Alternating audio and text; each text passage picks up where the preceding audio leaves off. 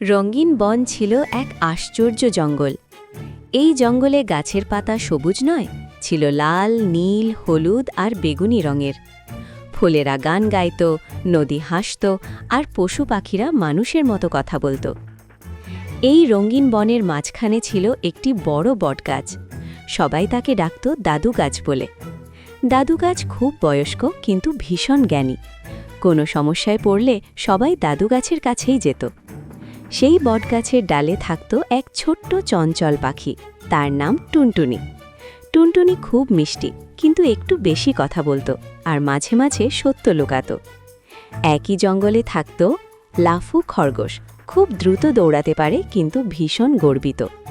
গুবু ভালুক, শক্তিশালী কিন্তু অলস। ধীরু কচ্ছপ, ধীরে চলে কিন্তু খুব বুদ্ধিমান। চিকু শেয়াল, চালাক, সব কিছুতে শর্টকাট খোঁজে। আজ সকালটা ছিল অন্যরকম। আকাশে রামধনু উঠেছে, ফুলেরা খুশিতে নাচছে। টুনটুনি ডালে বসে চিৎকার করে বলল, শোনো শোনো, আজ দাদু গাছ একটা বড় ঘোষণা করবেন। সবাই ছুটে এলো বটগাছের নিচে। দাদু গাছ গম্ভীর গলায় বললেন, রঙিন বনের বন্ধুরা, আজ থেকে 7 দিনের মধ্যে সোনালি ফল খুঁজে আনতে পারবে যে সে হবে রঙিন বনের রক্ষক। সবাই অবাক, কারণ সোনালি ফল ছিল খুবই বিরল।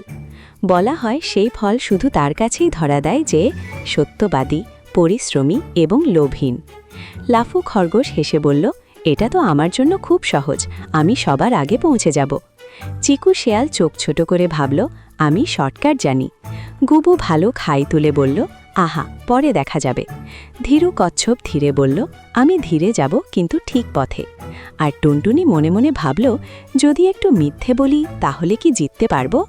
সেখান থেকেই শুরু হলো এক রোমাঞ্চকর যাত্রা। পরের পর্ব দেখার জন্য কার্টুন পাঠশালা চ্যানেলটিকে লাইক এবং সাবস্ক্রাইব করে পাশে থাকুন।